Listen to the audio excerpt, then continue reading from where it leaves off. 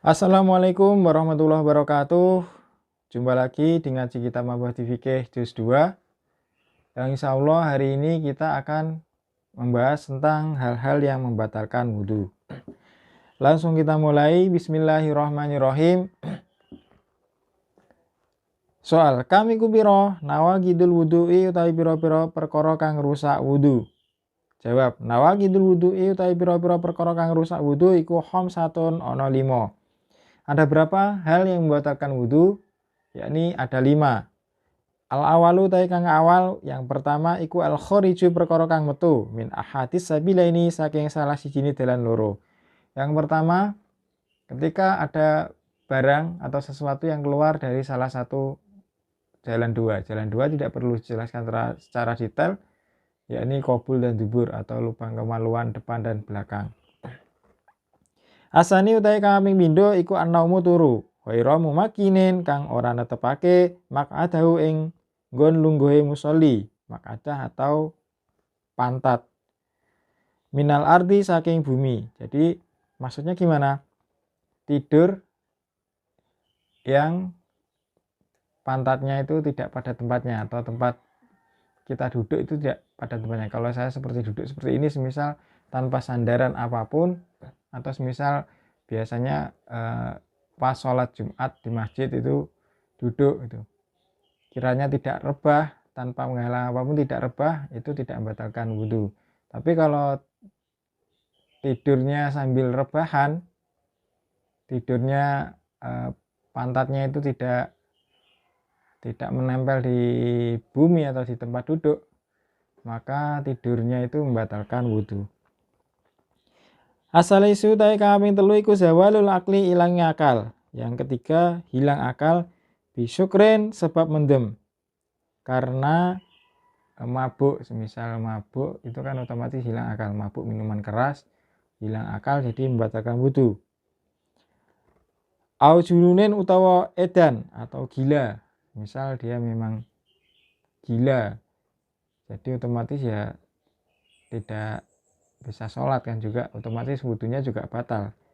Atau semisal au igmaen utawa ayan, atau gilanya itu mungkin kumat-kumatan atau punya penyakit epilepsi gitu. Semisal habis wudhu ternyata dia kambuh penyakit epilepsinya, akhirnya dia tidak sadarkan diri, maka otomatis wudhunya batal. Ar-rabi'u utawi kang kaping papat iku lamsul mar'ati ngepok wadon al ajnabiyati kang liya. Nomor 4, menyentuh perempuan lain, yakni perempuan yang bukan mahram. Maksudnya ya kalau laki-laki menyentuh perempuan, kalau perempuan menyentuh laki-laki yang bukan mahram tanpa penghalang. Misal menyentuh bajunya itu kan masih ada penghalang, maka tidak membatalkan wudhu. Soal maiku apa makruh hatul wudhu'i utawi pira-pira perkara kang makruh kang dimekruhake ing dalam wudhu. Terus selanjutnya ada sunnah wudhu, ada yang batalkan wudhu, ada yang makruh dilakukan atau makruhnya wudhu juga. Jawab, al-israfu nglewati pelanggaran filmai ing dalam banyu. Al-israfu pertama, berlebihan dalam menggunakan air.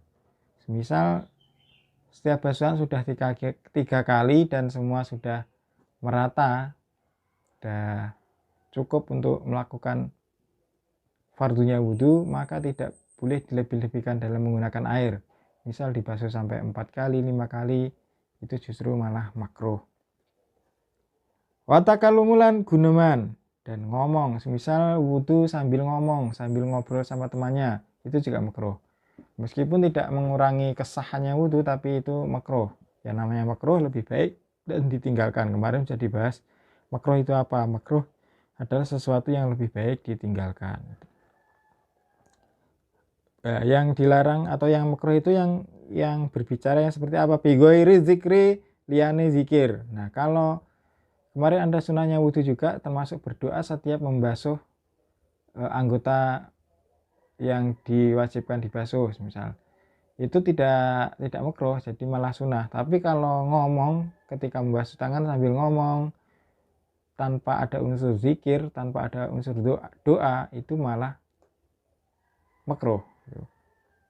Selanjutnya lagi yang makruh, wal istighanatu lan amrih pitulungan alaihi ngatasi wudu bi akhara kelawan mulya. Terus minta tolong sama orang lain, maksudnya gimana? Wudunya semisal ada temennya sambil menyiramkan air ke bagian tubuhnya atau ke tangannya si orang yang wudu, jadi wudunya tidak sendiri tapi dibantu orang lain, itu makruh. Ya kecuali kalau darurat ya beda lagi, mungkin tetap makruh tapi tetap masalah semisal memang sedang sakit tidak bisa mengambil air kan boleh dibantu temannya meski makruh ya. Tapi kalau tidak ada udzur ya lebih baik ditinggalkan.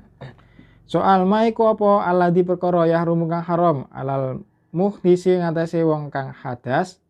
Nah, ketika hadas atau ketika batal wudu atau ketika belum berwudu itu apa yang diharamkan? Maiku apa alladzi perkara yahrumu kang haram alal muhdisi ngatasi wong kang hadas. Hadasan kelawan hadas asgoro kang cilik, ya ini hadas kecil yang dimaksud ya, karena belum wudu termasuk hadas kecil. Nanti karena beda lagi kalau hadas besar kan. Jawab yahrumu haram alaihi ngatase muhdis atau kepada orang yang hadas atau orang yang hadas kecil. Apa sholatu sholat, jadi orang yang belum berwudu atau sedang hadas kecil tentu haram sholat. Wa tawafu, kedua tawaf. Tawaf itu dilakukan ketika ibadah haji. Wa mashul mushafi lan demek mushaf Al-Qur'an, wa hamluhu lan gawa Al-Qur'an mushaf. Nah, mushaf ini pengertiannya apa? Ada secara umum disebut Al-Qur'an gitu, secara gampangnya Al-Qur'an. Jadi orang yang batal wudu dilarang menyentuh Al-Qur'an, dilarang membawa Al-Qur'an. Tapi sebenarnya mushaf sendiri itu apa? Kalau guru-guru kita dulu menjelaskan, mushaf adalah suatu benda atau barang yang di situ terdapat tulisan atau ayat-ayat Al-Qur'an dan tujuan untuk menuliskan di benda tersebut adalah untuk bacaan. Jadi misal ada kertas ditulisi Al-Qur'an dan tujuannya menulis itu untuk bahan bacaan, maka itu termasuk mushaf.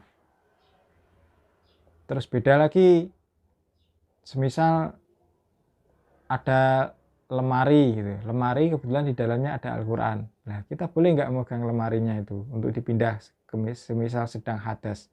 Boleh, karena itu termasuk bukan dihukumi mushaf secara utuh, tapi ya ini lemari gitu.